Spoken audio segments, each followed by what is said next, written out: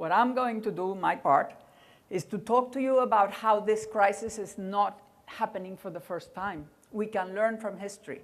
We can learn the consequences of this major crisis, what happens afterwards. And the good news is that what happens afterwards is not bad at all. So, long-run economic transformation after the crisis, technology, globalization, and the environment.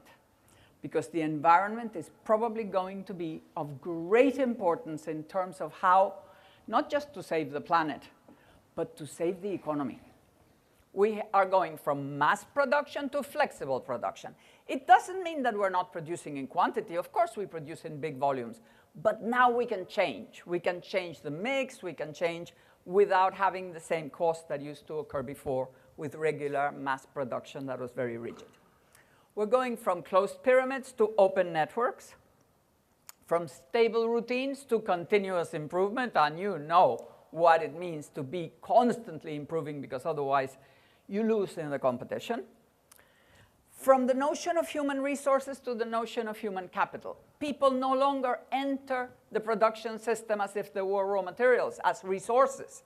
They enter as capital, because knowledge has become capital, because it is capable of creating new value, and therefore it is correct to change the name to human capital. We're going from the notion of suppliers and clients, which are far away from us, to value network partners. We now collaborate with our suppliers. We collaborate with our clients. We work together. We innovate together. Going from fixed plans to flexible strategies. And this is super important, because that also has to do with the flexible organization. You've got to be constantly willing to change, because if you don't, you're in danger. So it's a different way of looking at the market and at production. And we're also moving from the classical three-tier markets, big, medium, small, luxury, middle class, and cheap, and so on, to an incredibly kaleidoscopic world for every single product of hyper-segmented markets, niche markets. If you lose a market in one area, if you lose a mass market, you immediately find the niche and you can move within your expertise. So this makes a big difference in terms of how you can change your competitiveness. Then we have the very important change from internationalization to globalization. It used to be that each nation was an economy and we had trade between nations. Now we have a decoupling. The companies are globalized. The countries are not globalized. The countries are actually now, every time, the differences between countries are more important. The differences between regions. So you have to find what Riel was saying. You look out to see the global world, and you look in to see what's special about you. But you don't just look in to see what's special. You actually change your conditions to make yourself more attractive to whatever it is that you want, to your region to play in the global stage. So this understanding of globalization as a combination of the special local and the global company, the company that can move across the world with a good base, is what is now different also. So if you look at the whole set of what used to be normal, and you look at the whole set of what is normal, then you really understand that there has been a radical change in managerial common sense brought on by a different set of enabling technologies through two different periods. The first half sets up the infrastructure and lets the markets pick the winners. The second half reaps the full economic and social potential. We are exactly in the middle between the first and the second half. So this is how a set of technologies, a whole technological revolution, a transforming revolution evolves from the Big Bang when it begins all the way to where it reaches maturity and stops being really wealth creating. The first half is the installation period that ends in a major technology bubble, lasts about 20 to 30 years. And the second half, called deployment, also lasts about 20 to 30 years. What's installation like, that first half? Well, it's a time of Schumpeterian creative destruction. It's when the new replaces and transforms the old. It's a battle of the new paradigm against the old, the new logic, the new common sense. There is a concentration of investment in new tech, and very often a starving of investment in all the other sectors. There is income polarization. The poor get poorer, the rich get richer, and the rich get much, much richer, the poor get much, much poorer, and that creates very difficult social tensions. It is led by financial capital, and it goes from eruption to bubble collapse. That is what we have seen. Now what we have ahead of us is the period of deployment, which is a time of creative construction, when all the things that are there and all the things that had been more or less marginalized start coming together into a much more dynamic and better integrated economy.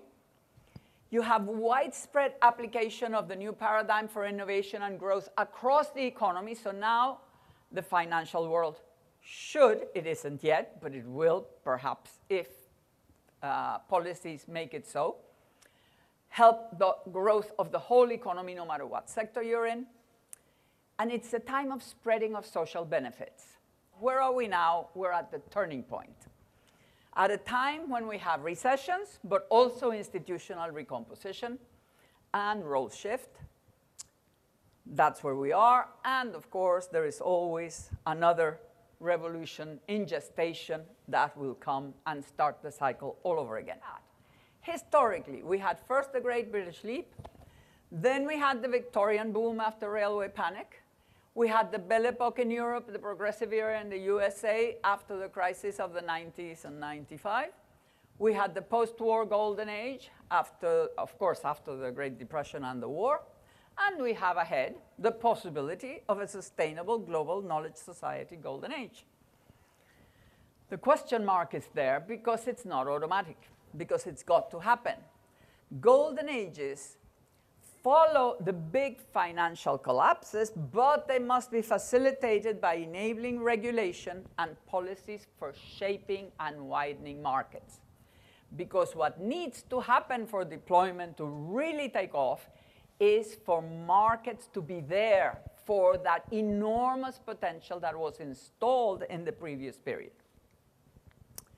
So we're not facing an accidental financial crisis, but a recurrent structural shift. Now we're going to a different situation where the context is the new engines of growth are ready. All the telecom and electronics and all the Google world, it's all set up. The new infrastructure widens and deepens market access. You can think of selling in India, it's nothing, whereas 30 years ago it was very difficult to think about it. The new paradigm has been learned and a huge potential for growth has been installed. So what is the source of dynamism? Demand, expansion of demand, public and private by whatever means, and reshaping of its profile through direct or indirect income distribution to enable production growth and constant innovation. So we're really shifting from times of experiment and turbulence to times of build-out and harmonious growth. With such different periods, we have different roles for the agents.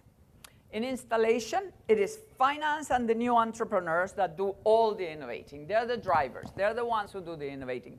They're the ones who move the economy. And the state is in a facilitating service role.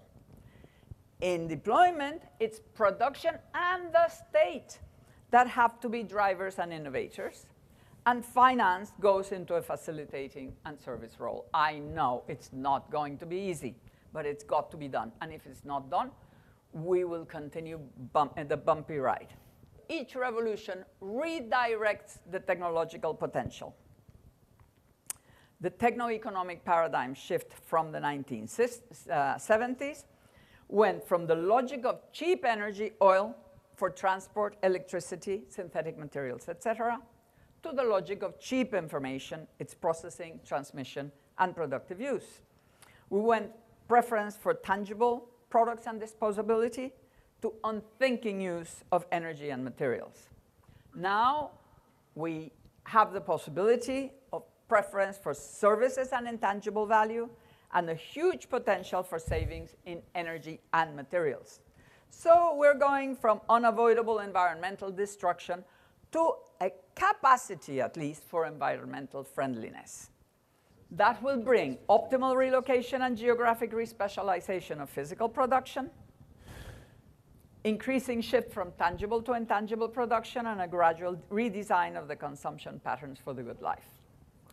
So the triple route to the golden age, what do I think is? ICT, green, meaning the environment, and full globalization.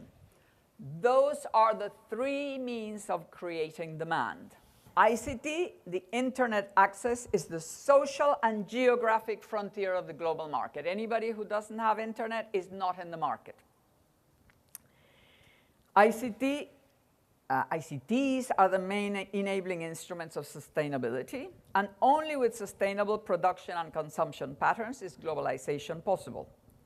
But we need policy consensus involving government, business, and society. We can no longer have top-down government decisions and business reacting. It's got to be done together. How was the previous golden age unleashed? Well, by shaping the profile of demand and widening market reach and infrastructures. Reconstruction of Europe, aided by the Marshall Plan. That was huge demand. Income redistribution through the welfare state so that the workers became middle-class consumers. Again, huge demand.